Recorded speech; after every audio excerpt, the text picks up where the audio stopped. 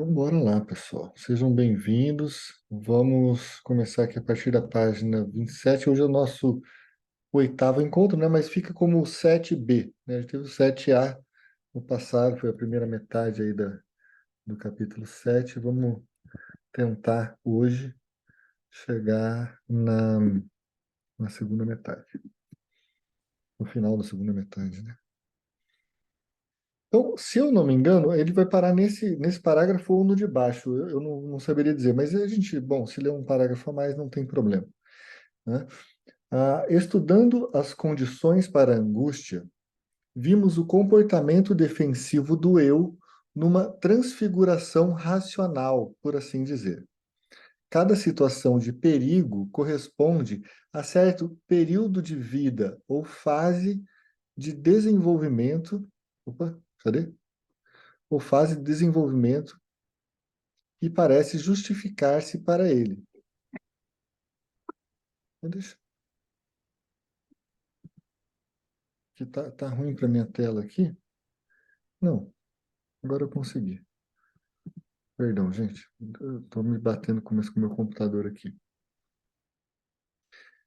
Então, a certo período de vida ou fase de desenvolvimento, e parece justificar-se para ele. No começo da infância, o indivíduo realmente não se acha equipado para lidar psiquicamente com grandes quantidades de excitação que lhe chegam de fora ou de dentro, né? E aí é importante a gente pensar nisso. Aliás, é o que a diferenciação que alguns vão fazer de recalque e repressão, né? Então, enquanto que o recalque teria mais a ver com isso que vem de dentro, né, ou seja, das pulsões, a repressão teria a ver mais com esse conteúdo perceptivo, né, isso que viria de fora, né? Enfim, em determinados períodos da vida, o que realmente mais importa é que as pessoas de que dependemos não nos retirem seu terno cuidado. Olha que importante, aqui o Winnicottiano, isso que o Freud vai falando nesse momento, né? Quando o menino vê o pai poderoso como rival no tocante à mãe e se torna cônscio de suas inclinações agressivas para com ele e suas intenções sexuais relativas à mãe, tem razão em temê-lo.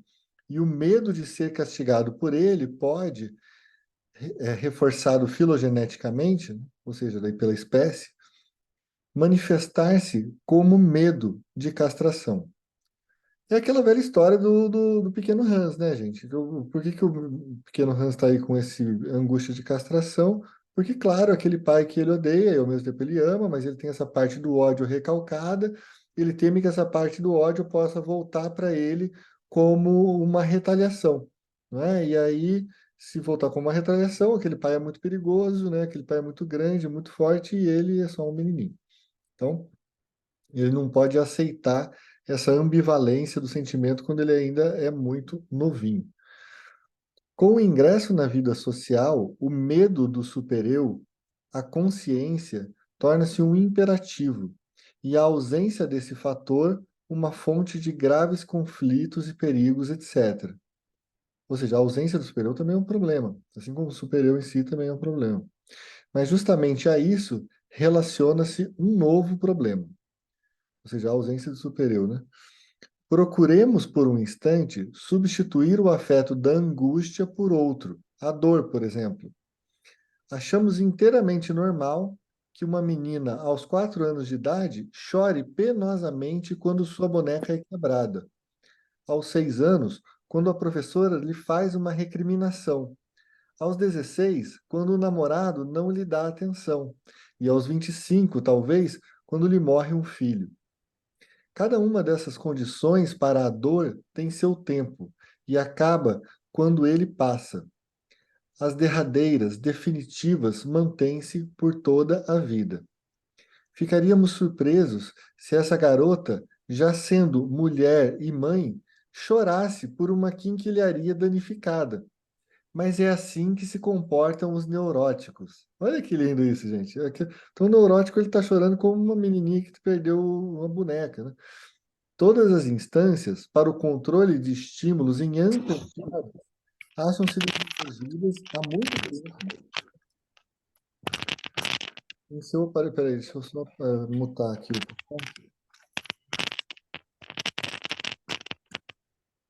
Desativar o som de todos. Pronto.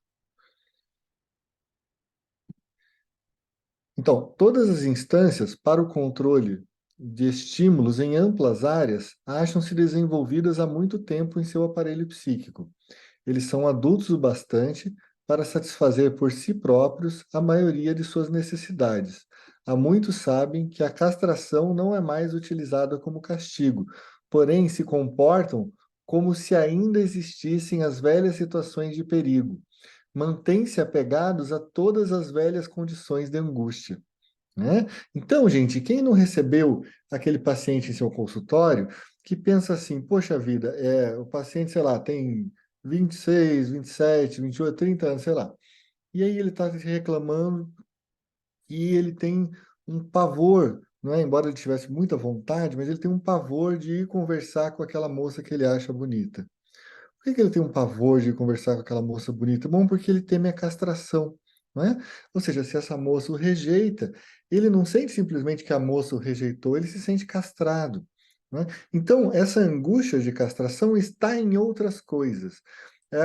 De fato, o neurótico regride em situações sociais que lhe trazem essa angústia de castração, né? Essa regressão faz então que ele se sinta como um menininho, né? Frente a um mulherão, né? Então esse mulherão, né, que é assim a mamãe, né? Por um lado ele tem essa angústia enorme de poder chegar perto, né? Então porque se ele chegar perto ele pode ser castrado, né? O papai pode castrar se eu chegar perto da mamãe, ou seja, ele pode talvez ser ridicularizado por um outro menino na mesma rolê, né? Por outro lado, e se ele consegue aquilo que ele estava querendo? Bom, se ele consegue, aí talvez seja pior. Porque aí se ele consegue, não é? Então é aquele orgasmo cósmico, né? Aquela coisa, então, que é um problema, porque aí é aquela situação caótica, incestuosa, certo? Porque ele ainda não está vendo aquela mulher como um pequeno outro, não é aquela assim, mais uma outra pessoa ali que ele coloca um depósito de fantasias. Não, ali tem uma coisa maior, ali tem uma coisa que me castra, percebe? Então, o neurótico ele está vendo a cena edípica em tudo. Ele está vendo os conflitos edípicos espalhados pelo mundo. E na medida em que ele vê os conflitos edípicos espalhados pelo mundo, ele sente a angústia de castração o tempo todo, né? Não é o tempo todo, mas é toda vez que ele se defronta com algum tipo de cena, né, que faça essa remissão. Então, vamos lá. A resposta a isso será um tanto laboriosa. Antes de tudo, será preciso. Vamos ver o que é a resposta, só para a gente retomar. Então, são as pessoas que se comportam, né, como são os neuróticos, como se ainda existissem as velhas situações de perigo, né? Mantêm-se apegados a todas as velhas condições de angústia, né? Ou seja, aquelas condições de angústia infantis. Então, os neuróticos estão sendo o quê? Infantis no seu sofrimento, né? Então, a resposta a isso será um tanto laboriosa. Antes de tudo, será preciso discriminar os fatos. Em um grande número de casos, as velhas condições para angústia realmente perdem vigência depois de já terem produzido reações neuróticas. As fobias que crianças pequenas têm de ficar sós, da escuridão e de pessoas estranhas, são quase consideradas normais. Geralmente desaparecem após alguns anos, os pequenos as deixam para trás, como se diz de vários transtornos da infância. As frequentes fobias de animais têm o mesmo destino. Muitas das histerias de conversão infantis não têm prosseguimento depois. Atos cerimoniais ocorrem muito frequentemente no período de latência, e apenas uma percentagem mínima desses casos evolui para uma neurose plena mais adiante. As neuroses infantis são, segundo as observações que fizemos em crianças da cidade, de raça branca e submetidas às altas exigências da civilização, episódios regulares do desenvolvimento, embora ainda recebam muito pouca atenção. Os sinais da neurose infantil não deixam de estar presente em nenhum neurótico adulto, mas as crianças que os mostram estão longe de tornarem-se todas elas neuróticas mais tarde. Portanto, depois disso eu gostaria de comentar um caso aqui, vocês me lembrem, depois desse parágrafo terminar. Portanto, as condições para a angústia devem ter sido abandonadas no decorrer da maturação, e situações de perigo devem ter perdido a sua importância.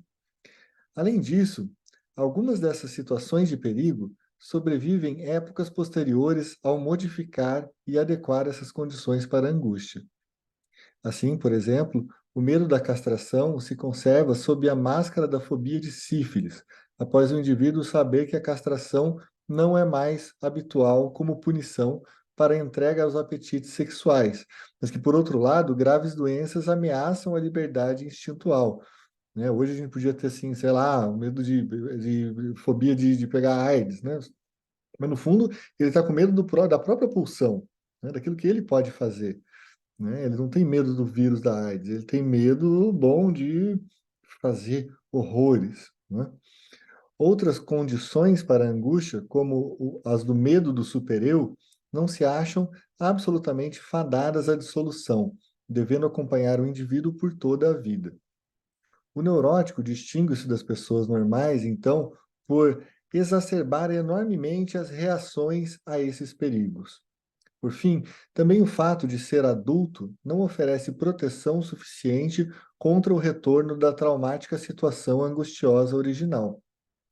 Deve haver para cada indivíduo um limite além do qual seu aparelho psíquico fracassa em lidar com as quantidades de excitação que requerem aviamento. Olha que interessante, né, gente? Então, ele está falando que vamos repetir só essa frasezinha final, que eu acho as duas finais, né? O neurótico distingue-se das pessoas normais, então, por exacerbar enormemente as reações a esses perigos, né? Que são perigos que pode ser, mas ele está exagerando. Por fim, também, o fato de ser adulto não oferece proteção suficiente contra o retorno da traumática situação angustiosa original, né? Então, assim, ele pode ser adulto em todas as outras áreas, mas ele vai ver, de repente, sei lá, uma aranha e ele tem medo da aranha. Deve haver para cada indivíduo um limite além do qual seu aparelho psíquico fracassa em lidar com as quantidades de excitação que requerem aviamento. Marcos, fale aí. É só para você não esquecer que você ia nos contar um caso concreto. Ah, sim, né? Eu estava atendendo um caso, né, que, enfim, um caso de fobia, né? Então a menina tinha, paciente, né, de 15 anos, com fobia de aranha. E a gente vai pensando, né? Bom, então ela vai contando que. E ela é uma pessoa que então desenha muito, pinta, né? Uma pintora, né? Muito legal. E aí eu peço para ela fazer então um autorretrato. E ela faz um jardim. Eu achei muito interessante, porque ao invés de ela pintar um autorretrato como eu estava imaginando, né? Que seria fazer né, assim, ter uma figura humana, ela pega e pinta um jardim. E ela vai me falando, né, de que então, por que que pintou um jardim? Bom, porque eu sou várias coisas e eu sou assim, ela é muito inteligente e tal. Ela falando, porque eu não sou uma coisa só, eu sou várias coisas e eu sou várias flores e eu sou não sei o quê e tudo mais. E aí eu falo, tá, mas e as sombras desse jardim? Eu tô vendo o que que tem aí, né, nessas flores, eu acho muito bonitos, mas tem alguma coisa nessas sombras? Ela, nas sombras tem abelhas. Veja, não é psicanálise com criança, é com adolescente. Mas, beleza, estamos usando desenhos e falando de jogos e estamos conversando. E aí ela tem abelhas. Eu falo, e por que abelhas que ficam aí, né? Ela, não, porque as abelhas, elas, bom, se alguém tentar pegar, e ela faz assim um gesto com a mão, assim, que é, se alguém tentar pegar as abelhas, essa abelha vai furar elas. Ou seja, eu pensei, eu entendi como uma coisa interessante, e ao mesmo tempo agressiva, né, com algum nível de erotismo também, mas com essa coisa da agressividade assim marcada, né, da abelha e seu ferrão. E aí, bom, ela começa a me falar então sobre essa coisa das aranhas e tal. Eu falei, e aranhas não tem aqui? Porque justamente, né, ela já estava falando de jardim, e daí de repente as aranhas que ela tinha fobia não tinha nada ali. E aí ela começa a me contar então que essa questão da fobia começa quando ela vê um filme no qual a mãe da personagem principal, né? E ela me explica assim, a mãe tinha mãos de aranha. achei interessante, porque ela tinha feito assim, eu tenho uma preocupação que alguma pessoa me pegue, né, ela sendo uma abelha, porque ela era também uma abelha, sendo ela jardim, que alguém me pegue, e aí então eu posso furar essa coisa que me pega, eu sendo abelha. E aí ela faz o mesmo gesto quando ela vai falar dessa aranha, sabe? Ela vai também com as mãos, e essas mãos dessa mãe do filme que ela assistiu, quando ela tinha, sei lá, 7 anos, uma coisa assim, essa mão, essa mãe vai se tornando uma aranha de verdade, uma aranha enorme, né? Então, e ela fazia um gesto com as mãos assim, que ela falava: eu tenho muito medo de aranha porque eu tenho medo que ela pule na minha cara, sabe? Ela pula, e ela fazia assim a cena. E ela ficou conversando assim comigo um tempão, sabe? Com as mãozinhas assim, que era a mãozinha da aranha, pulando na cara dela. Eu achei muito interessante, né? E aí falei: poxa, mas se ela pular na cara dela, será que não pode ser como a abelha que se defende, né? Aí ela fala, daí ela entendeu a metáfora, ela fala: é muito legal falar assim por metáforas, né? E sabe que eu acho que nesse caso o problema é que a abelha ia ficar sem dar uma ferroada nessa aranha, porque ela não ia saber que ela tem um ferrão. E eu achei maravilhosa esse caso, porque você veja, ela falou assim, ela não ia saber que ela tem um ferrão. Aí eu falei: poxa, mas que interessante. E você também não sabe que tem um ferrão? Aí ela dá uma risadinha, né? E bom, e acaba a sessão. Mas eu achei muito interessante porque, de fato, é esse saber não saber, é esse saber que não se pode dar conta, né? ah, que é o que estava por trás, ou seja, eu não consigo me defender dessa minha mãe, ou seja, era essa figura materna, né? Essa figura materna ao mesmo tempo odiada, mas também amada, e que a parte da agressividade estava então recalcada, como o ferrão da abelha frente à aranha. Ela abelha, a mãe é a aranha. Percebe? Então, e esse tipo de interpretação, eu acho que daí você não precisa explicar para o paciente com todas, né, como a gente está falando aqui e tentando dar sentidos para todas as coisas. Mas dá para você fazer pequenas intervenções. Fala: e você já sabe do seu ferrão? Ou seja, você pode, sabe? Você pode se defender, né? Então, você pode, inclusive, admitir a sua agressividade em relação à sua mãe. Você pode, então, fazer com que esse medo da aranha se dissolva, porque, de final das contas, você sabe: não, não é aranha nada. Eu tenho medo que minha mãe tome conta da minha vida. Eu tenho medo de me dissolver na minha mãe. Eu tenho medo que ela venha e se aproprie de mim e eu não consiga fazer nada. No final das contas, eu tenho medo do quê? Da castração. Porque do que essa menina está com medo? Da castração. Da castração por parte de quem? Da mãe, certo? Então, de fato, né, uma mãe super castradora, tudo mais, mas olha que bacana a maneira como isso se configura clinicamente, né? Um caso de fobia funcionando muito aos moldes disso que o Freud está falando, né? Já aqui no Inibição, Sintoma e Angústia, né? Então, a angústia surge quando? Bom, quando eu vejo uma aranha ou quando eu acho que pode vir uma aranha. Mas essa aranha é um deslocamento, não é, da figura degradada da mãe, e que no final das contas é uma figura que receberia meu ódio, mas como ela é muito mais poderosa que eu, no final das contas isso viria como um ataque a mim. Então a aranha vai me atacar. Assim como o cavalo, no caso do pequeno Hans, vai atacar o pequeno Hans. Só que não fazia muito sentido, assim como o da aranha também não. Fala, Marcos. Interessante aí o relato do case concreto, né? E concordo contigo, né? Cheio de questões que atravessam a analisanda e que ao mesmo tempo dão a condução, ela dá a possibilidade da condução da análise por parte do analista, né? Da Hum. linguagem dela, né? Muito interessante mesmo. E eu só queria acrescentar, ou pelo menos te ouvir um pouco, Hum. em que casos esse tipo de metáfora, ou de metáfora não, né? De afeto dual com a Hum. figura amada do pai ou da mãe, né? Uhum. Pode resultar no que a gente entende como um sentimento inconsciente de culpa.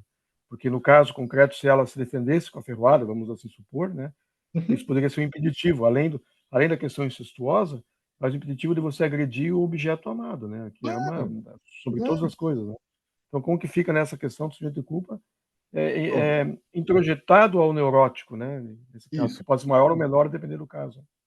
Claro, porque aí veja bem, como é que podia, por exemplo, aparecer na mesma paciente um sentimento de culpa inconsciente? Veja só, como aparece para uma outra paciente que é assim, bom, ela está na casa dela, no quarto dela, e de repente ela ouve um barulho, a avó caiu e quebrou a perna. E isso dá um assim, problema, né, na família e tudo mais, porque a avó caiu e quebrou a perna. Bom, que culpa ela teve por causa da avó cair e quebrar a perna? Nenhuma. Mas ela é tomada por uma culpa horrorosa, pelo fato de a avó ter caído e quebrar a perna. E aí, ao mesmo tempo, o que que a gente pode pensar clinicamente bom, eu estou me sentindo muito culpada porque minha avó caiu e quebrou a perna. Você fala assim, poxa, será que você lá no fundo não queria que a sua avó se desse mal? De algum momento, e aí você começa a investigar. Você não precisa perguntar isso. É claro que não é a questão de, será que você não tinha um ódio inconsciente da sua avó? E blá, blá, blá. A pessoa não vai saber, porque é inconsciente, né? Agora você pode observar quando aquilo ali vai se desenvolvendo, e para você entender o seguinte, será que... E aí eu deixei ela ir desenvolvendo, de repente ela me fala assim, mas você sabe que, por um lado, quando eu era criança, olha só, quando eu era criança, eu ficava morrendo de raiva que ah, todas as minhas amigas podiam viajar e eu não podia viajar porque eu tinha que ficar cuidando da minha avó junto com a minha mãe. Então eu odiava ela. Ela, sim, ela já conseguiu assumir parte do ódio que ela tem, inclusive com a mãe, porque a mãe também é extremamente castradora, e ela não pode assumir isso por enquanto, mas ela vai, em algum momento, perceber que esse ódio vale também para a mãe. Agora, quando que esse ódio inconsciente se manifesta? Bom, a avó se deu mal. E a avó, que na cadeia significante ela é uma representante da mãe, não é? Se dá mal e aí ela pensa, puxa, a culpa foi minha. Porque na cabeça da criança, na onipotência infantil, inclusive aquilo é causado por causa do pensamento dela. É porque eu odiei e isso aconteceu. Inclusive, no caso do pequeno Hans, tem um momento que ele se sente extremamente angustiado quando o cavalo, que era o cavalo dos Correios, cai. Né? Então, é muito comum nesses casos, né, em relação à angústia de castração, que você se sinta muito mal quando aquele objeto castrador sofre alguma coisa. Porque você acha que justamente isso vem da tua agressividade. Percebe? E por isso vem a culpa inconsciente. Aí você fala, não, mas que culpa que você está sentindo? Que tipo uma pessoa, assim, um cavalo caiu no negócio, o que você tem a ver com isso? Mas isso dá uma angústia para o pequeno Hans, entende? É assim, nos dois casos ali, como é que ela aparece. Então vamos lá, continuemos. Essas pequenas retificações não podem absolutamente alterar o fato aqui discutido de que muitas pessoas permanecem infantis em seu comportamento diante do perigo e não superam condições para angústias já caducadas. Né? Questionar isso significaria questionar o fato da neurose, pois tais pessoas são justamente as denominadas neuróticas. Mas como isso é possível? Porque todas as neuroses não são episódios de desenvolvimento que têm fim quando é alcançada a fase seguinte. De onde vem o elemento duradouro dessas relações ao perigo? Isso é importante. De onde vem esse elemento duradouro? De onde vem a prerrogativa que o afeto da angústia parece ter em relação a todos os outros, de ser o único a provocar reações que se distinguem das outras como anormais e que, sendo inadequadas, contrapõem-se ao fluxo da vida? Em outras palavras, mais uma vez nos achamos subitamente diante do velho enigma: de onde vem a neurose? Qual o seu móvel último e que lhe é peculiar? Após décadas de esforços analíticos, esse problema ainda se apresenta diante de nós, incólume, como no início. Pessoal, olha só. Aqui a gente chega no fim da parte 9, né? A gente pode até seguir a leitura, mas antes eu queria falar só de mais um outro caso. Eu não sei, gente, vocês se incomodam que eu fale de casos assim no meio disso? Eu gostaria que fizesse a leitura mais. Não, com certeza não. Nem um É pouco, ótimo. pode falar. Então tá bom. Eu acho muito legal, né? A gente poder ilustrar assim com casos, né? Então, por exemplo, um outro paciente, eu tenho uma questão que é a seguinte, né? É, aparece e de repente ele fala assim: eu tenho uma agorafobia enorme. Bom, uma agorafobia é assim, um contrário da claustrofobia, sabe? É um contratipo. Aliás, é um contrário mesmo, né? Contratipo seria, enfim. ele assume um outro polo, né? Então, o que faz uma pessoa ter uma agorafobia? Né? Ele fala, eu tenho que dormir num quartinho que era o meu quartinho de infância. É um paciente muito alto, mas ele dorme num quartinho que mal cabe ele, né? Então ele coloca um colchão lá, mas era o quartinho dele quando ele era criança. Eu gostaria de saber de vocês se alguém arriscaria fazer uma relação entre, bom, o que pode levar esse paciente, né, que tem agorafobia, eu vou passar mais alguns elementos para vocês, né? Ele é um paciente que predominantemente a estrutura dele seria neurótico obsessivo, né? Ele tem várias questões com assim ficar medindo, né, ficar assim colocando as coisas muito centralizadas, e ele fica assim, às vezes dias mexendo num móvel para tentar deixar completamente alinhado, medindo, e nunca está certo milimetricamente. E ele não consegue sair disso. Ou seja, é um aspecto neurótico obsessivo que o controla. Mas ele tem uma fobia. E outras questões daí fóbicas, que ele aparece, bom, eu tenho medo que minha mãe abra a janela. Opa, minha mãe abra a janela. Que interessante o que ele está dizendo. Ah, e daí ele também tem medo também no momento que ele sai pela porta, né? Então ele tende a ficar em casa. Inclusive ele falta muitas sessões porque às vezes ele simplesmente não tem coragem de sair de casa para vir, né? Quando ele entra no carro, ele não se sente angustiado. Mas no momento em que ele está andando na rua, ele se sente extremamente angustiado. É um paciente que tem assim uma devoção pelo pai e praticamente não toca no nome da mãe. Aliás, eu acho que o nome da mãe ele nunca tocou, né? Ele fala muito pouco dessa mãe, né? E ele fala o tempo inteiro desse pai. Esse pai que assim é tão poderoso, pai que sabe de tudo, pai que consegue resolver tudo, e ele que não consegue resolver nada. E ele é um paciente que tem ali seus 25 anos, uma coisa assim, e de repente ele fala coisas assim que são bem infantis, do tipo, eu fiquei muito feliz porque meu pai me elogiou, ele falou que eu sou bom tanto com a mão direita quanto com a mão esquerda para fazer determinada atividade lá e tal. Ou seja, bom, então ele não tem, desde a adolescência, assim, contato com garotas da idade dele e tal, não tem.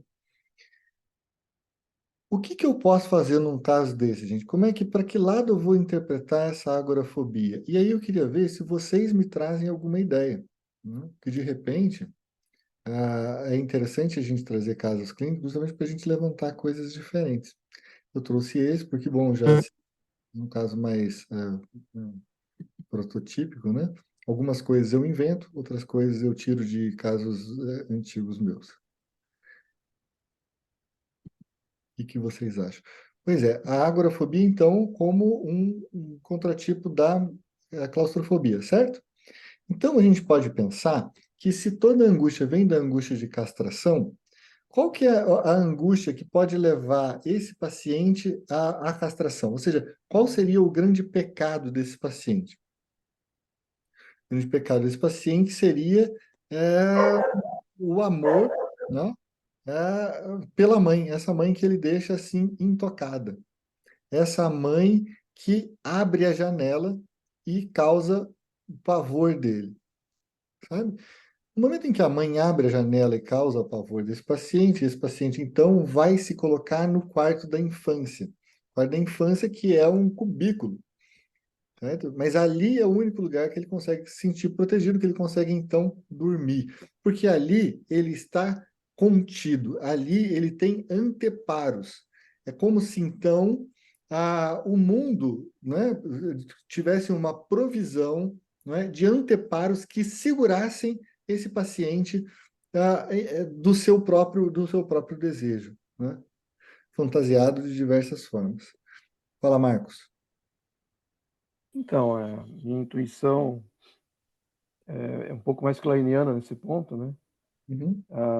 Parece que há um paralelo entre esse quarto e o próprio carro, né? Que ele se sente bem quando está no ambiente externo, mas dentro do carro, ambientes fechados, com o útero da própria mãe, né? Uma coisa assim bem primitiva, né? Imprímivel, né? Onde abrir a janela, colocá-lo para fora é quase como se estivesse expulsando dessa dessa interface soldada com a mãe, né? E essa devoção pelo pai, eles podem estar se colocando no lugar dessa mãe autoeroticamente, de forma inconsciente, né? Para estar buscando a atenção, tudo que o pai pode lhe dar até falicamente, né? Falando, né? Agora, Uhum. isso é um palpite técnico, né? A gente tem só quem está na análise mesmo para poder ter esse Ah, não acompanhamento, né? tenho No caso, dúvida. Não, eu tenho uma série de outros elementos aqui que eu posso usar para dizer o seguinte: poderia ser, mas aqui no caso não é, pelo seguinte: a gente não está tratando, no caso desse paciente, de um drama narcísico. Então a questão uhum. não tem a ver com a É isso que eu ia separação. falar. O que me causa espanto e que fura essa minha teoria de primeira mão é essa questão da neurose obsessiva dele, né? Que é um estágio Isso, um pouco adiante do que esse que eu estou relatando aqui, palpitando, né? Vamos falar assim. Né? exatamente. Interessante esse Justamente ponto. porque você tem uma neurose obsessiva, que daí você não pode negar que a questão é a neurose. E aí, se é uma É. neurose, é sinal que é uma questão edípica. E se é uma questão edípica, é sinal de que já houve, então, a introdução do terceiro termo, ou seja, do termo pai, né? E esse pai, que é o pai, então, que normalmente castra. Ele castra e impede o que? Ele impede o ato, não é? Ele impede o incesto. Então, a angústia em relação ao incesto, não é barrada justamente por esse pai.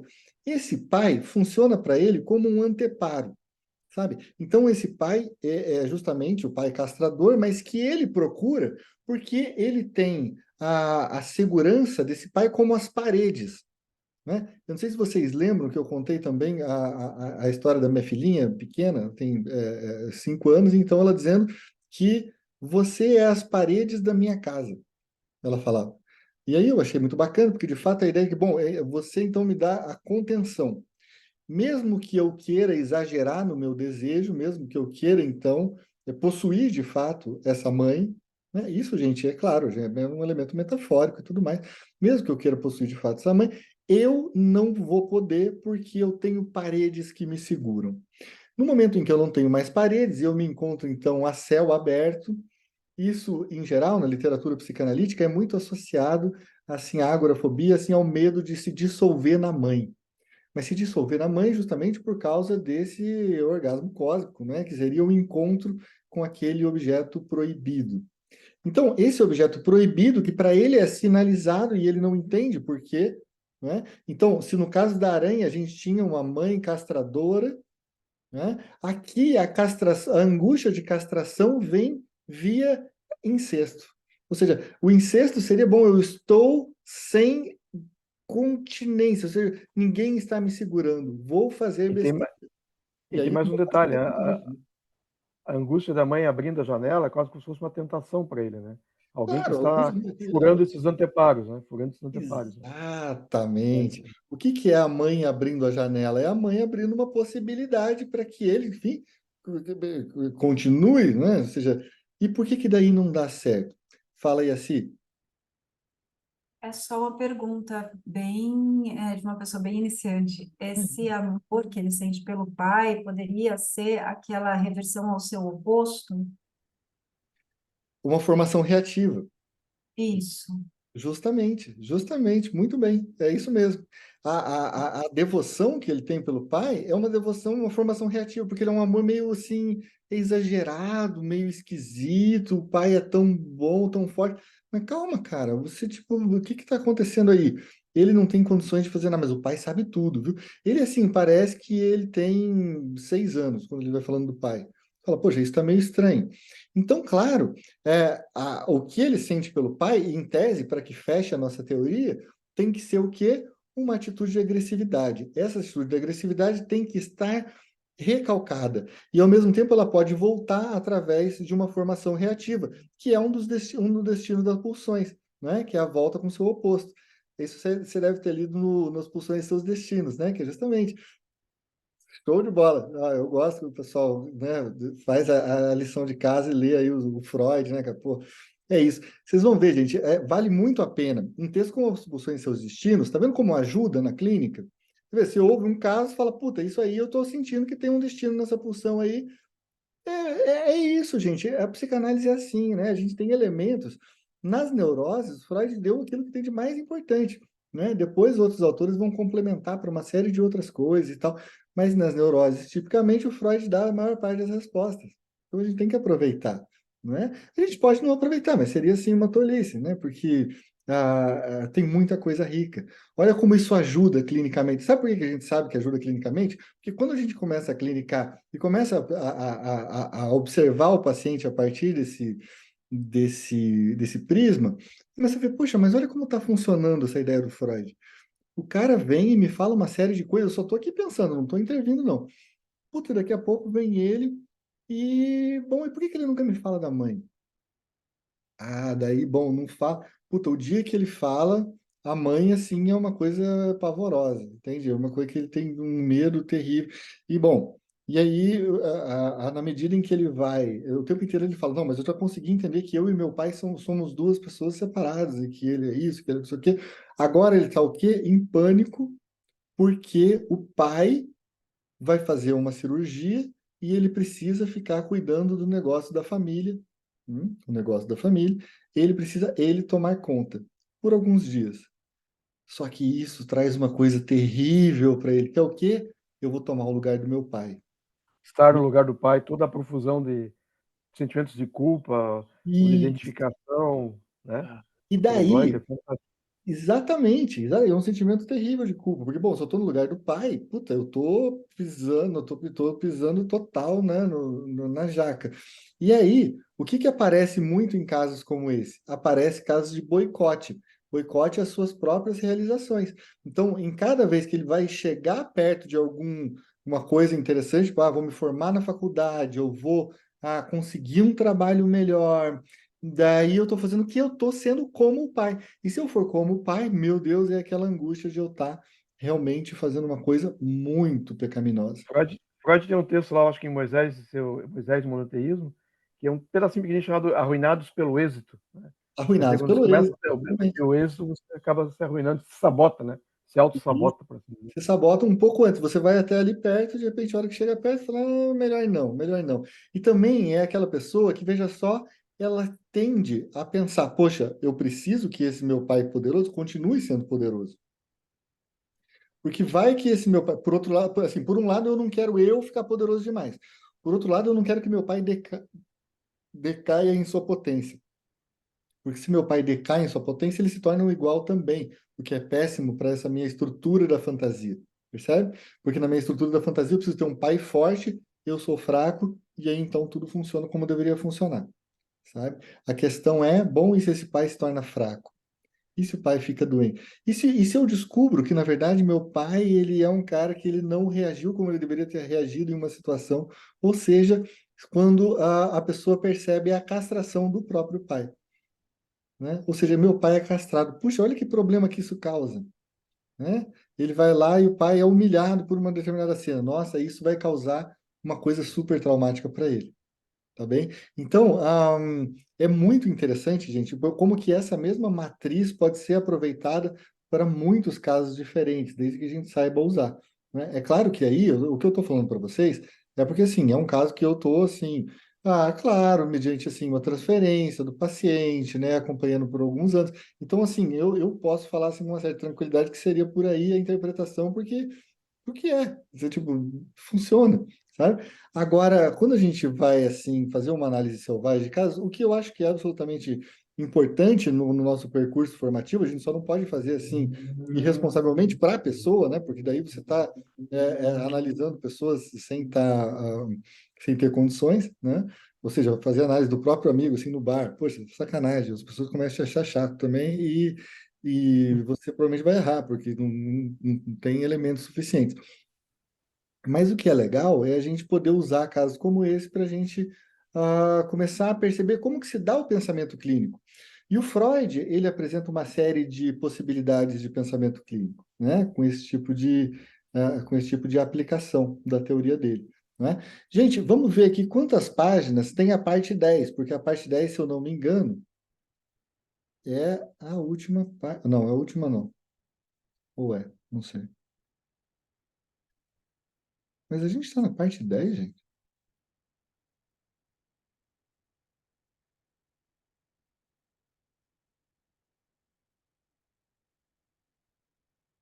Porque depois da parte 10 teria que vir os complementos. Complementos. Poxa, mas estamos chegando no fim já disso. Há uma Maravilha. hipótese aí, uma hipótese subversiva. Será que não pulamos da 8 para 10? É Da uma 8 para 9? possibilidade. É uma possibilidade, porque talvez eu tenha visto a página de uma edição e o capítulo da outra, porque em tese a gente estava na 8. Na 8. Na 7, né? 7A, 7. Como é que é? Bom, pode ter Na- acontecido. Olha só, né? Que curioso. É verdade, eu não me dei conta, porque eu fui direto para metade do capítulo. Ninguém te ajudou também? Você lembra? Na última aula Ajudou, você pediu para a ajudou. gente Inclusive o lembrá-lo, né? Fábio. Não, o Fábio me lembrou. Me Ai, lembrou. Lembrou? A Ah, página desculpa. estava certa, o problema Ah, eu então, juro que eu anotei, eu não tenho culpa, tá aqui, ó. eu marquei também. Então, é que a página do livro é diferente da página do PDF. No vamos livro racionar, era. Hã? vamos racionalizar que ajuda a nossa fantasia. Isso. Então vamos fazer o No seguinte, livro era 67. certo? E aí no PDF foi. No livro, quando você começou no PDF no 67, ficou 90 para mim. Tá. Então me diz uma coisa, na 67 do livro, o que está falando ali, mais ou menos? Fala um É o começo de parágrafo. 7. Oi? A Eu gente tenho uma proposta. parou, nós estávamos falando sobre agorafobia. O que a gente pode fazer para matar isso aí de uma forma racional e não racionalista, né? É É, ver a gravação anterior, né? Na gravação anterior está claramente onde que acabou, né? Dali a gente tá. sabe se houve um lapso mesmo ou não, né? Não, Mas então, eu acho que é por conta do PDF do livro, né? então, As exatamente. páginas são diferentes. É A gente exatamente pulou isso. mesmo. Mas por isso que eu estou Pulou dizendo, mesmo? me ajuda a achar. Ó, o sintoma, aqui, ó, a gente está na agorafobia. Faria todo sentido que seria que fosse mais ou menos essa página 49 aqui, certo? Por quê? Porque a gente começou a parte 7, passou algumas páginas, fez um monte de comentários, e aí ali está a agorafobia que você está me falando que está no livro, certo?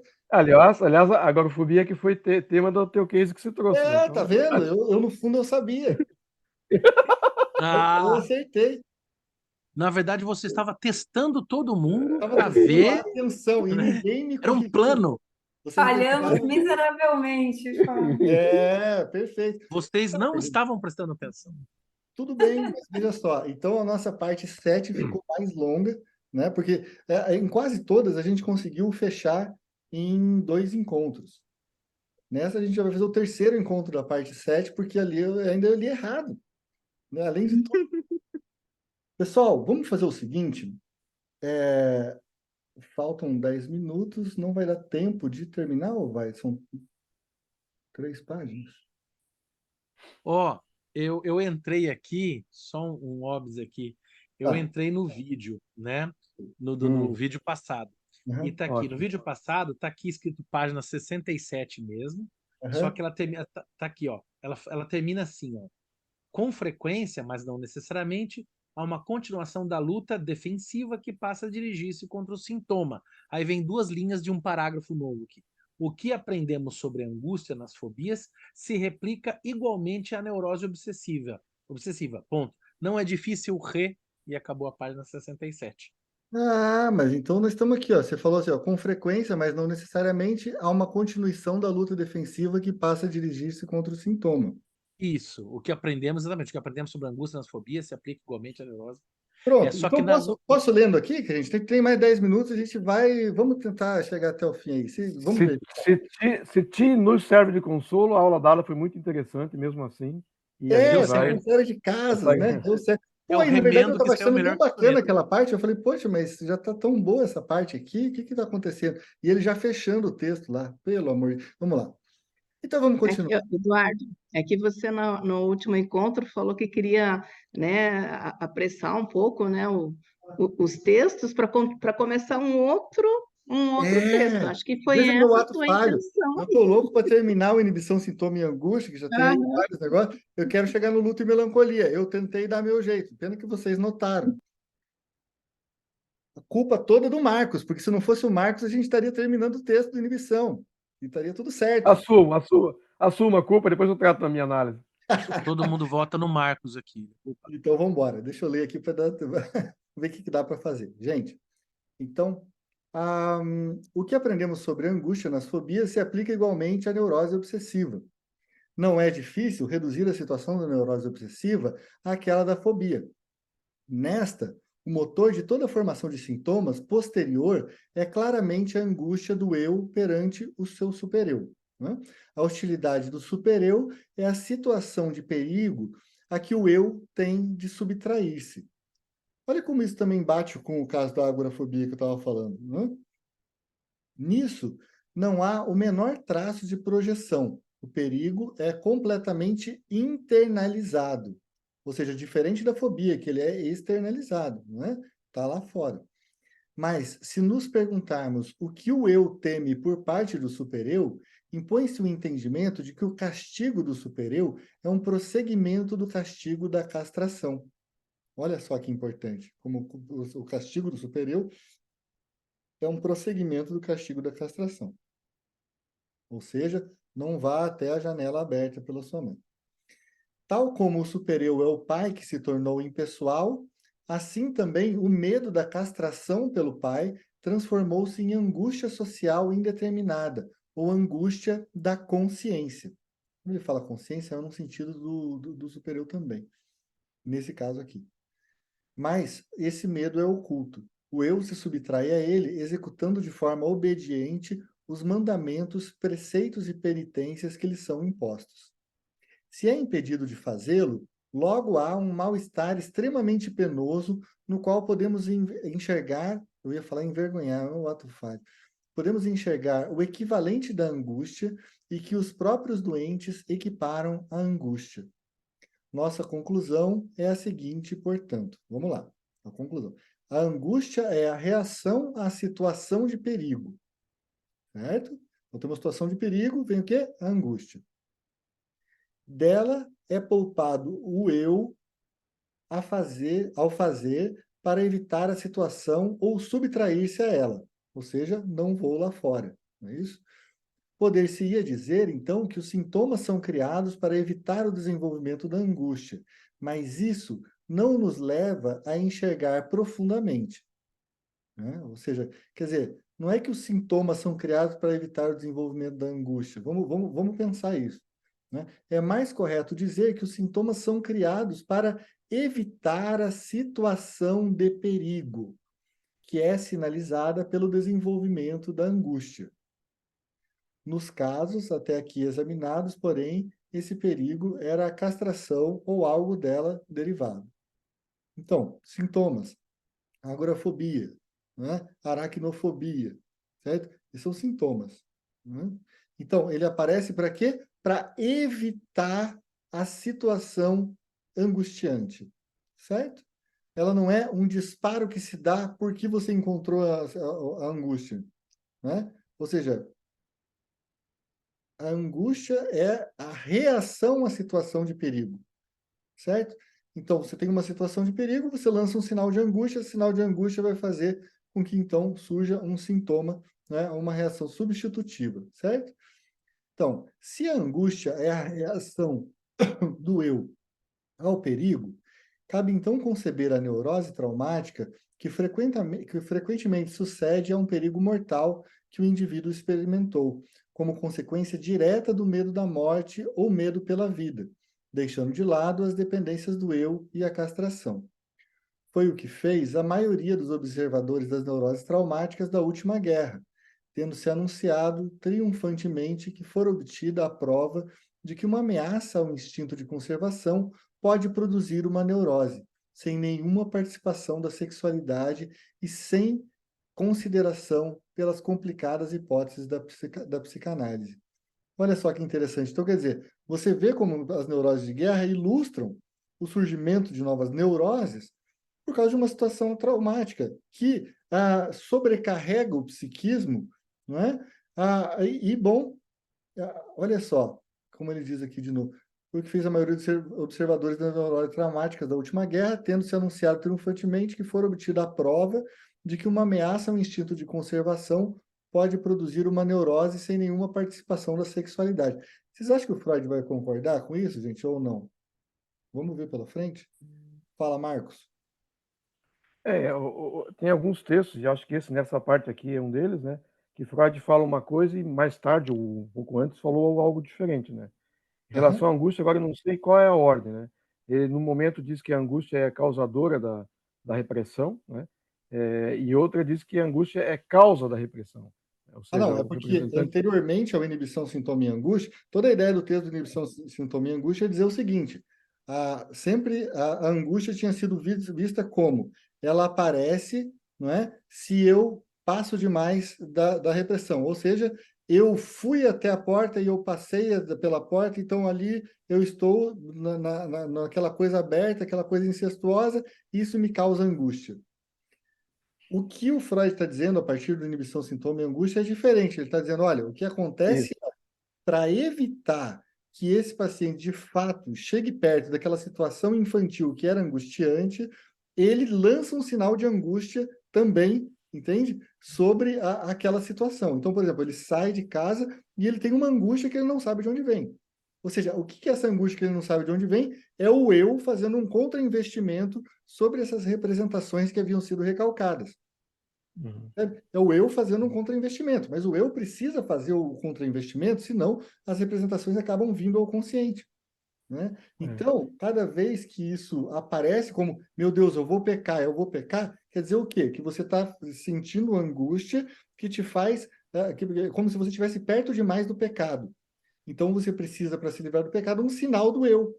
O eu por quê? Porque o eu é o conjunto de defesas que estão organizadas, né? No fundo, o que é o nosso eu? Aliás, o eu enquanto ego, né? Porque enquanto self é um conjunto de identificações e tal, catequesis objetários, enfim. Mas enquanto é mecanismo de defesa, é um sintoma privilegiado, né? Então, a gente tem que pensar o nosso eu como uma série de organização de defesas. Essas organizações de defesa somos nós. Yara?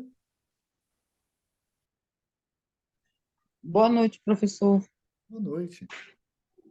Nesse caso que o senhor acaba de explicar, Uhum. aquela angústia derivada do inconsciente, está no inconsciente, quando ela se apresenta, nesse caso aí é que o mecanismo é de substituição. Porque o senhor diz, às vezes você sai angustiado, vou pecar, vou pecar, vou pecar. É isso. Você não sabe de onde. Essa angústia pode estar vindo de um trauma inconsciente. Exato. Como Perfeitamente. essa angústia provém desse trauma inconsciente, uma substitutiva se apresenta para que aquela dor não aflore ao consciente. Sim. O sintoma é isso. Entendi correto?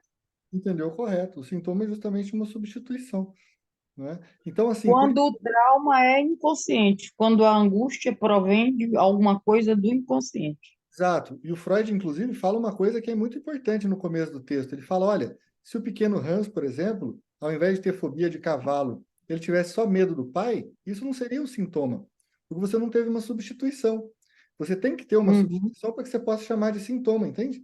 Então, se você faz um Porque deslocamento do cavalo aí para o o pai, Freud prende ao destino da pulsão, isso, encontrar essa substituição, porque a pulsão vem para descarregar. vem para descarregar. Só que daí, o que ele está acontecendo ali? Essa pulsão ela está recalcada. Quando ela está recalcada, o que significa? Significa que a representação está negada ao consciente. Ela está impedida de vir ao consciente. A representação. Mas o afeto vem, segundo a primeira teoria da angústia, ele vem desconectado de uma representação. Então, veja só como existe um movimento paradoxal que dá para a gente ligar aqui ao que o Marcos estava perguntando, que a ideia esse sentimento que, então, vem, ou seja, esse afeto, aliás, que vem desconectado, ele causa angústia, certo? Essa seria a primeira teoria do trauma. Primeira, né? Lá do recalcamento, lá do texto recalcamento, ele comenta isso, né? O texto do recalcamento... Representação pulsional é tirada da consciência e fica o afeto sobrenadando, né? Esse afeto solto libera a angústia, né? Causa angústia. A angústia lá atrás, seria, então, o resultado do recalque, percebe? Isso, Só que o Freud, aqui no Inibição, Sintoma e Angústia, ele está justamente fazendo o quê? Ele está querendo te mostrar que, apesar de você pensar a angústia como essa coisa do afeto que ficou solto no psiquismo, e aí então isso vai causar angústia, ele está dizendo, não, tem algo mais. O que acontece é, quando você chega perto dessa representação, o eu lança um sinal de angústia. E esse sinal de angústia é lançado pelo eu. E por que que ele está dizendo isso? Porque isso é feito de uma forma organizada. E ser organizada não pode ser uma coisa que simplesmente é um efeito do id. Então, a angústia, ela Não. não é fortuita. A angústia existe porque você, o eu, ele detecta uma proximidade daquela cena pecaminosa original que você recalcou. Percebe? Eu estou falando pecaminosa, gente, vamos, né, entender que, assim, metáforas, né? Então, percebe que aqui é um movimento diferente? A angústia já não é mais para o Freud aquele afeto desconectado da representação. Ele é uma outra coisa, ele é um sinal lançado pelo ego. Percebe? O ego como um conjunto de mecanismos de defesa. Fala, não, chegou perto demais? Buf, lança. E aí o que ele precisa fazer?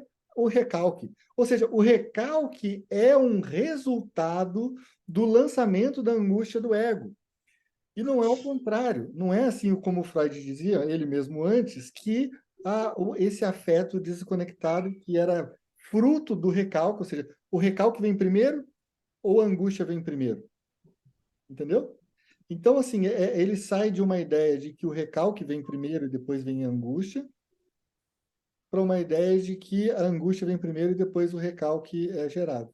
Então, no fundo, eu não sei se ele chega a abandonar a primeira teoria, porque parece que Não, as duas. ele chega depois em algum lugar aí a falar que aquilo que ele falou, afinal de contas, não é tão, pode ser tão desprezado assim, né? Não Fala em é. algum lugar, não sei se é aqui ou no É, texto, mas ele acaba essa considerando os dois, né? Ô, colega, essa substituição aí me parece um escoramento pulsional. A Hum, pulsão se escora uhum, nessa apresentação uhum, justamente daquilo que o consciente não suporta. Porque tudo, Freud, embora ele não fale o tempo inteiro, mas ele trabalha com a teoria da pulsão, isso é fato, sim. né? Tudo Então, se há um desdobramento dessa angústia em uma fobia, há um escoramento pulsional para uma descarga. O Ou que seja, você dá seria um nome ao escoramento afeto. nesse caso? Por que um escoramento, você diz? Porque essa pulsão ela vem de uma angústia que você não sabe de quê. Certo. Mas como ela vem como pulsão, a pulsão busca o quê? Descarregar. Descarregar, toda a Para coisa. descarregar, o que é que se faz? Se busca um escoramento dessa pulsão no despertar de uma fobia, medo de barata, medo de cavalo, medo disso, medo daquilo. Porque quando essa pulsão retorna, ela não, na minha concepção, ela não pode retornar com a mesma carga que ela saiu. Voltam os resquícios para se condensarem novamente. Certo. Então, enquanto ela não descarrega, vai ter que sair de alguma forma. Então, mas é Eu que estou nesse tendo caso, dificuldade de entender o escoramento, mas quando eu substituo a palavra escoramento por representante pulsional, algo que representa, eu consigo, na minha cabeça, entender. Eu achei um O nome escoramento. aqui para. tá? Eu só busquei um nome para poder ficar claro, assim, o que eu Isso, estou Entendi. imaginando. claro. Assim, para dar Porque uma o representa... destinação pulsional, isso quer dizer, né? Ou seja, é um destino para a pulsão, certo? É um destino da pulsão, porque É ela tem que descarregar. isso. Como ela não pode descarregar com a dor profunda que está no inconsciente, ela busca um caminho. E esse caminho são as fobias, são. E que muitas vezes, inclusive, são integrados aos mecanismos do eu, né? Ou seja, É, o que era sintoma passa a ser parte integrante do eu. Então, quando acontecer uma próxima visitação àquele componente representacional, provavelmente vai ser lançado também um sinal de angústia, porque aquilo que uma vez foi sintoma, agora é eu, né? Então, é muito interessante. e é por isso que a gente trabalha na psicanálise para que esses sintomas vão se diluindo e desaparecendo, porque os resquícios sempre estão lá dentro do inconsciente, eles sempre retornam, Perfeito. como às vezes o retorno do recalcado. É isso mesmo. É isso mesmo. Estou certa? Mais ou Tá, menos? tá certíssimo. Eu queria só passar a palavra aqui para a Júlia. É rapidinho, só uma observação, na verdade. Eu achei curioso, assim, essa virada vir depois de uma guerra, né? Uhum. Achei curioso, porque, e eu ouvindo vocês falarem também, né? É como se algo do lado de fora muito grande tivesse acontecido, e o Freud tão envolto, né, no inconsciente, nas fantasias, no recálculo social, Uhum. né? Então, isso que vem de dentro, né? E que pulsa e que de alguma forma resulta em sintoma, né? E aí parece que é algo grande de fora que veio e faz essa virada, né? Fiquei curiosa, assim, Interessante a em Júlia falar, relação a... interessante a Júlia falar isso, que quando ela falava isso, eu penso assim, além do princípio do prazer, em 1920, parece que há um Freud antes de Ah, 1920 sim, e total. outro Freud depois de 1920, né? Sem Apesar de dúvida. ser o mesmo Freud, né? Mas ele concebe as coisas diferentes, né, Júlia? Então, Ele aí vai reformular uma série de coisas, né? E até pensar, assim, mais para a psicanálise contemporânea, né? Essa entrada na neurose traumática, assim, né? Essa divisão do que afeta a autoconservação, né? Quando a gente pensa no narcisismo, clínica do narcisismo, que hoje se fala, né? De vários jeitos diferentes. Nossa, muito interessante. Muita coisa para... Então, mas aí aqui, ó, vejam só. É, falta o quê? Uma página e pouco. Mas é porque essa parte aqui é que ele justamente vai desenvolver o que a gente está falando aqui sobre esse trauma de guerra. Olha, gente, se alguém precisar ir, aí a gente toca, assiste toca até o final do, a gravação, toca tá até o final bom? do capítulo. É isso aí. Vamos lá até o Toca até o final final do ali, é capítulo. uma página e meia, né? Bora. Então, não porque iria contradizer a importância etiológica da sexualidade. Há muito, essa contradição foi eliminada com a introdução do narcisismo, que situa o investimento libidinal do eu na mesma categoria dos investimentos objetais e sublinha a natureza libidinal do instinto de conservação. Né? Naquele momento, no texto, o narcisismo. Também um texto da época da metapsicologia, como o recalque, como o inconsciente, como possui seus destinos. Ou seja, leiam o livro do 1914 e 15, que estão todos os textos metapsicológicos, assim, desses que a gente está falando hoje. Como Luto e Melancolia, que é o próximo. Luto e Melancolia, que é o próximo, né? Que é por isso que, né, não vou nem falar para vocês lerem, porque é para a gente ler junto. Então, vamos lá. Mas, porque perdemos com a falta dessas análises a mais valiosa oportunidade para conclusões decisivas sobre a relação entre angústia e formação dos sintomas.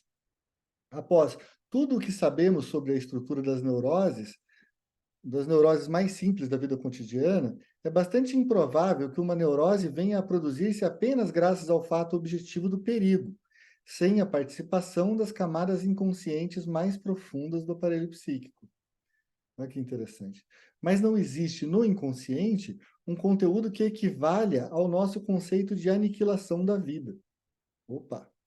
A castração torna-se imaginável, digamos, pela experiência cotidiana do separar-se do conteúdo do intestino e, mediante a perda do seio materno, vivenciada no desmame, mas algo semelhante à morte nunca foi vivenciado, nem como no desmaio deixou traço demonstrável. Por isso mesmo, me atenho à conjectura, que é uma conjectura por enquanto, de que o medo da morte deva ser compreendido como algo análogo ao medo da castração. Opa, que importante! O medo da morte análogo ao medo da castração. Isso resolve muitos problemas, hein, gente? Vamos pensar por aí, peraí. Que a situação em que o eu reage é a de ser abandonado pelo super-eu protetor. Opa, aquele pai poderoso, né? Pelas forças do destino. De modo que não há mais segurança contra todos os perigos.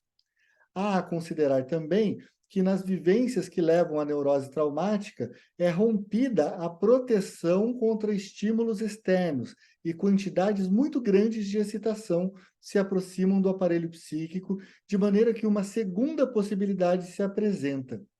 A angústia não é apenas sinalizada como afeto, mas também é produzida como algo novo nas condições econômicas da situação. Por fim, com essa última observação de que o eu foi preparado para a castração por repetidas perdas de objetos, né? Importante, adquirimos uma nova concepção da angústia. Até aqui, nós a enxergamos como sinal afetivo do perigo. Então, vamos lá. Em primeiro lugar, angústia, sinal afetivo do perigo. Mas agora, tratando-se tão frequentemente do perigo da castração, ela nos parece constituir a reação a uma perda, a uma separação, ainda que várias coisas possam ser imediatamente aduzidas contra essa conclusão, salta-nos à vista uma notável correlação.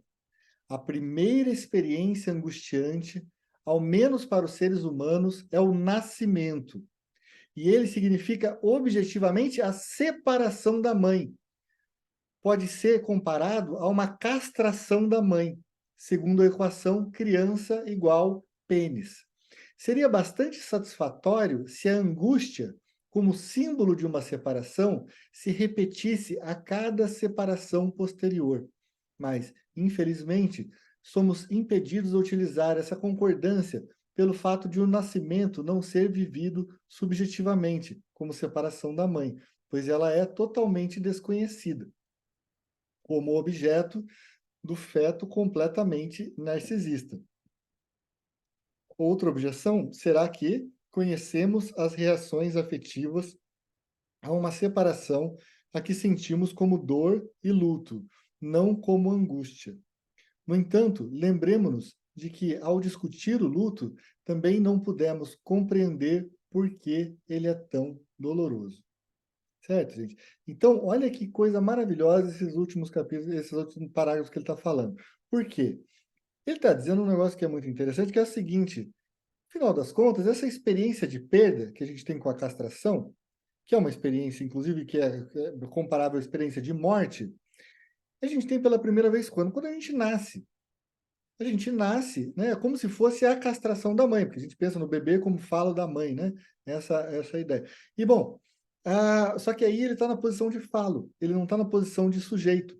Eu estou usando um pouco de lacanês, mas vamos lá. Não está na posição de sujeito. Ou seja, ele não tem condições, porque ele ainda não é um eu, ele ainda não tem uma subjetividade, ele não está atravessado pela linguagem, ele não passou pela castração dele mesmo, ou seja, é uma castração do outro, entende? Então, assim... O bebê não existe para si mesmo, né? O bebê não existe para si mesmo, exatamente. O É o bebê que não Bion existe. chamava do proto-pensamento, não tem pensamento ainda. Tem Perfeitamente. apenas, tem Perfeito. apenas registro de emoções, e que depois não são identificadas porque a gente não lembra. Exatamente. Não tem uma estrutura de pensamento. Perfeito. E quando você tem falhas, né, aí você está andando ali pelo ambiente justamente o que é da falha básica. Porque você, antes de constituir a subjetividade, né, se alguma coisa falha, aí você vai para o quê? Você vai para o sofrimento que vai, para o tipo de constituição subjetiva que vai ser diferente. Né? Você vai ter uma reação, uma adequação simbólica diferente. Né? Então você pode então desenvolver um sofrimento como um transtorno borderline, né? Você pode pensar um narcisismo patológico, pode ser uma série de coisas que acontecem por causa de falhas ambientais nessa etapa em que você ainda não pode ser um bebê. Você só tem a experiência a partir do momento em que você cria um dentro e um fora, um eu e o outro, mesmo que de forma ainda precária, ainda imaginária, certo? Então, gente, com o tempo, você consegue ter uma simbolização aí desse outro, que é quando a gente vai chamar no lacanismo da ideia do grande outro, não é? Mas em todas as psicanálises existe esse momento, que é o momento da castração, né? Que é esse momento que existe uma terceiridade. Né? A introdução de uma terceiridade é o que vai fazer justamente a castração. Né? A castração vai impedir a relação dual do bebê com a mãe, e vai introduzir, então, uma coisa que o Lacan vai chamar do nome do pai, mas outros... Cada autor vai ter a sua maneira de se referir a isso de uma forma diferente. Para o Winnicott, por exemplo, a figura da terceiridade é justamente a figura do espaço transicional. Né? É uma figura assim, de uma coisa que está entre o bebê e a mãe, mas não é nem o bebê e nem a mãe. Entende? Então, para cada autor, isso vai se dar de uma forma diferente. Para o Freud, ele fala, bom, existe a castração e a angústia da castração. A castração é o quê? Separação da mãe. Opa, interessante. A castração é a separação da mãe. Se a gente pegar essa metáfora da separação da mãe, né? A gente consegue entender uma série de angústias que estão ligadas, por exemplo, angústia de abandono, né? Quem tem angústia de abandono, né? Bom, está ligado à castração? Claro, né? Porque aquele bebê que se separou da mãe está com medo de ter uma separação muito brusca, né? Fala, bom, será que agora como é que eu vou me cuidar? Não vou, né? Para o bebê, a separação da mãe também é um sentimento equivalente à morte. Porque aí a gente está falando de castração, morte, separação da mãe, como coisas que estão ali correlatas, perfeito? Então, assim, isso vai surgir na clínica muito misturado, né? Então, é preciso que a gente entenda que a gente está falando do mesmo tipo de coisa. É uma angústia que está ligada à castração, mas a gente pode pensar se ela é mais de separação, se ela é mais de engolfamento pela mãe, não é? Então, você tem, por exemplo, no caso de claustrofobia, justamente o quê? A ideia de que você está dentro demais. Assim como na agorafobia, você está fora demais, né? Então, gente, era isso, né? A gente passou um pouco do É. nosso tempo, A mas colega falou ali de Bion, né? Bion fala no meio esse de terror sem nome, né? Terror sem nome, esse terror. porque qual que é a Entendi. diferença da angústia e do medo? Exatamente. Porque o Freud usa a mesma palavra, ele chama de angst. Mas qual que é a diferença do terror e do medo? Bom, que o medo tem um objeto. Você tem medo O de medo é identificado. o medo é identificado. E a angústia, você não sabe a angústia de quê? Não, angústia é angústia. Você não tem uma angústia de, né? Embora que a gente fale Eu só angústia sei de que ela é minha amiga.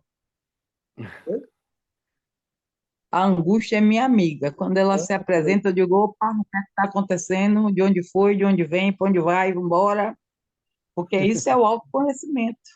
é exatamente. E Eu a estou angústia faz angustiada porque eu falei com quem ontem, eu ouvi o quê, eu ouvi tal palavra.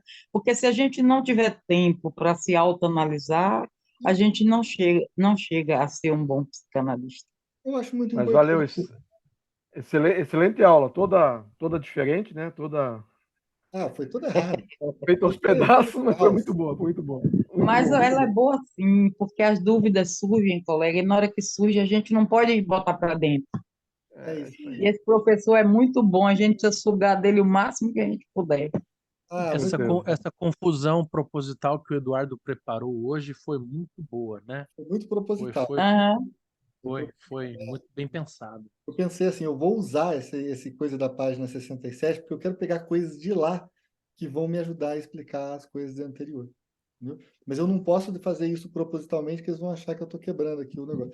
De qualquer forma, gente, obrigado pela paciência, né? E Muito obrigada, boa O Mark aí noite. parou na muito interessante. 52 hoje, hein, do Ah lá. PDF. 52 do PDF. Agora todo mundo vai anotar aí para me ajudar. Né, gente? Mas Isso agora aí. eu vou Vamos lá, prestar vamos mais lá. atenção ali. 52 do PDF. Estamos na Tchau, parte. tchau. Valeu, Valeu, gente. Edu. Valeu, Até mais. pessoal. Gente, Bom boa noite, descanso. obrigada. Descanso. Tchau, tchau. Tchau.